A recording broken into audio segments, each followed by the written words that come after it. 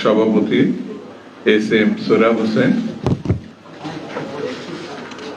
এখানে ইতিমধ্যে বিশেষ অতিথি হিসাবে বক্তব্য রেখেছেন। বাংলাদেশের যখন আন্দোলন সংগ্রাম 16-17 বছর চলত, যখন কোনো জায়গায় দাঁড়ানোর মতো অবস্থা ছিল না, এই প্রেস ক্লাবে টিম করে যিনি বাস আলো জ্বালিয়ে রেখেছিলেন, বিকল্প পার্লামেন্টের বলা যায় স্পিকার আবু নাসের মোহাম্মদ রহমতুল্লাহ,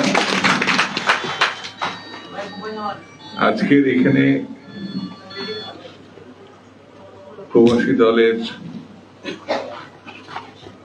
নেতৃবৃন্দ, আমাদের কে এম রফিকুল ইসলাম রিপন, সেও একটা বিশেষ ভূমিকা ওই সময় রেখেছে প্রেস ক্লাবে।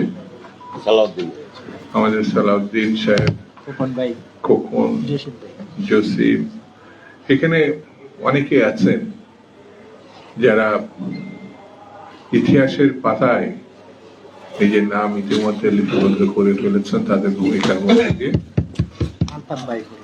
আলতাফ এবং সম্মানিত মিডিয়ার বন্ধুরা, সুধী মন্ডলী, আসসালামু আলাইকুম। আমি প্রথমে কৃতজ্ঞতা জানাচ্ছি প্রবাসী প্রত্যাগত দলের নেতৃবৃন্দের কাছে, তারা আমাকে কিছু বলার জন্য সুযোগ করে দিয়েছেন।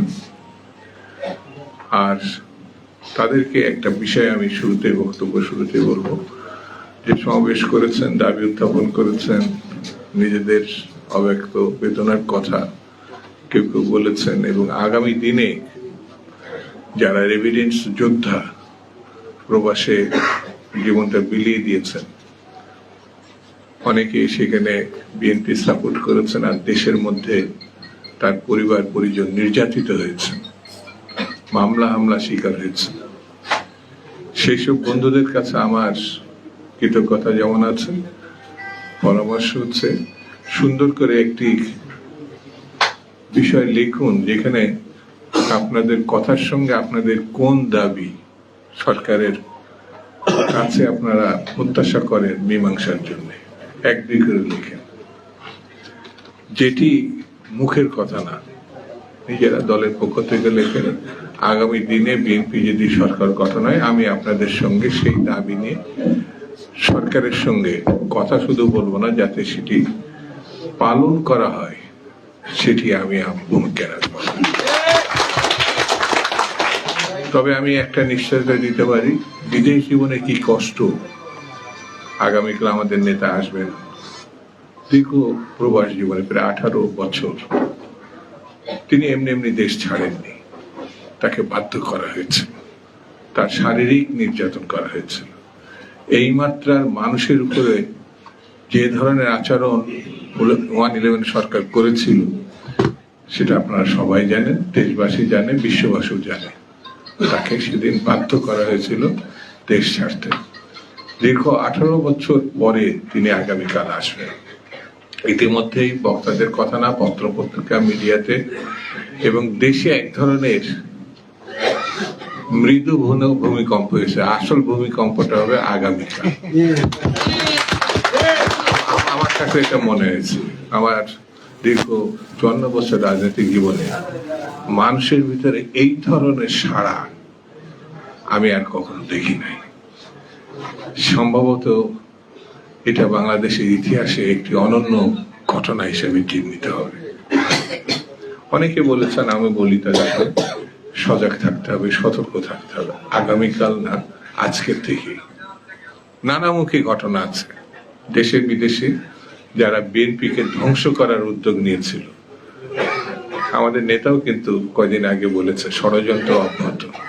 সেই জন্য যেখানে যেভাবে যে অবস্থায় থাকেন না কেন, সতর্ক দৃষ্টিভঙ্গিটা আপনাদের রাখতে হবে, কোথায় কি হচ্ছে, আমাদের কি করা উচিত।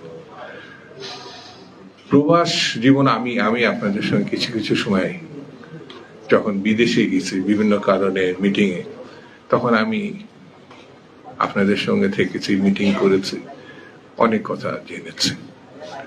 সেই সময় কি পরিশ্রম করে তারা, যদি একজন মানে বিদেশে না যায়, তার সঙ্গে না থাকে, তাহলে এখানে বসে সেটা ব্যাখ্যা করে বোঝানো খুব কঠিন। তার পরিবারের জন্য, তার সন্তানদের জন্য এবং দেশবাসীর জন্য যে রেভিডেন্স হিসেবে যে টাকাটা দেশে আসে, সেটার সঙ্গে ঘাম ঝরানো বললে ভুল হবে, রক্ত ঝরানোর বিষয় আছে। এত নির্দয়, নির্মম, কষ্টকর, যারা প্রবাসী জীবনে ওই জীবন দেখেনি, তাদের বোঝানো খুব কঠিন, এত সহজ না।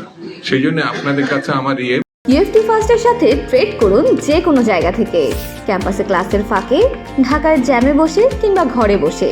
ট্রেডিং এখন হাতের মুঠোয়, তাই ট্রেড করুন যখন খুশি, যেখানে খুশি।